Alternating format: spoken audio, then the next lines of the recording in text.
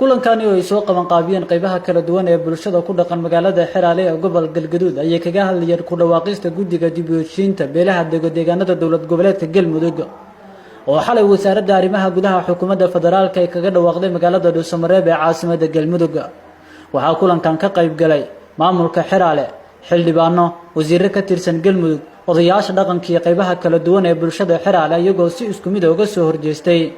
qaabka loo maray soo xulista xubnaha Gudiga dib u heshiisiinta iyo isku keenida beelaha Galmudug qaybaha kala duwan ee bulshada Xeraale odayaasha dhaqanka xildhibaanada iyo wasiirrada oo shir jaraad si wada jir ah u qabtay ayaa sheegay in qaabka loo maray soo xuliddu aysan ahayn mid ku salaysan qaabka 12 beelood ee deegaanada dawlad goboleedka Galmudug wax u qaybsadaan waxay sheegeen inaysan ku qanacsaneyn qabashada Gudigan shir dib u heshiisiin oo beelaha Galmudug la isku keeno waxaan qaadanay go'aan haddaan degmada Xeraale nahay go'aankaasi wuxuu yahay inaanan waxa Dhuusamareeb ka socda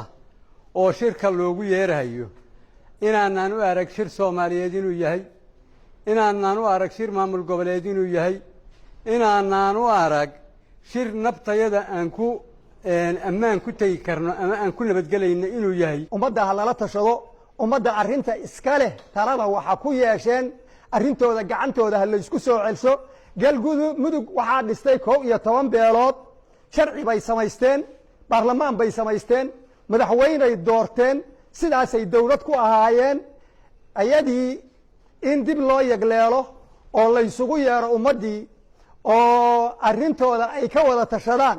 oo waxay ku midaysan yihiin ay ku dhaqaaqaan dawladuna ay ku taageerto annagu saasaan soo jeedinaynaa Gudiga dib u heshiisiinta oo la magacaabay waxna matala ma joogaan mana ka jiraan mana ka qayb gelina gogoshaas kamana qayb geli doono Gudiga hadda uu magacaabay ee qarafaan wax kuma lihin shaqo kuma lihin waxna matala maahan waa hawl asaga u taala qofkuna wuxuu rabuu sheegaya waxaan ilaahay uga mahadinaynaa inaan xornahay oo aanan khayr iyo qarafaan midna gacan ugu jirin iyo kuwa ay la joogaan oo ka deegaan ahaan iyo ka dad ahaan iyo ka maamul ahaan iyo ka dawlad ahaanba iyo ka degmo ahaanba fikirka uu ra'iisul wasaaruhu ku dhaqaaqay ummadda Soomaaliyeedna waanu u sheegaynaa innaguna waan qaadacnay diyaarna uma nihin gogashana meel Galmudug ay tagi karto nabad ah ummadda u siman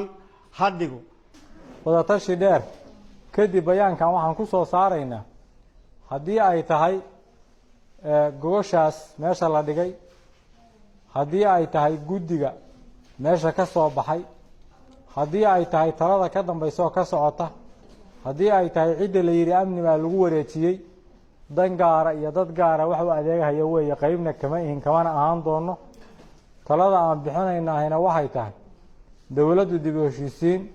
iyo talo loo dhan yahay inay u soo laabato dadku wax wada yeeshaan amniga iyo ayahooda ay ka tashadaan gogosha meel la dhigi karo munaasaba ay isweydiiyaan waxaan ogolnahay in Galmudug midaysan la dhiso waxaan ogolnahay in ciidamada la isku dhafo waxaan ogolnahay in dawladnimadu shaqayso waxaan ogolnahay wax kasta oo xal ah in la gaaro Saciid Cabdi Maxamed wararka TV-ga Universal Xeraale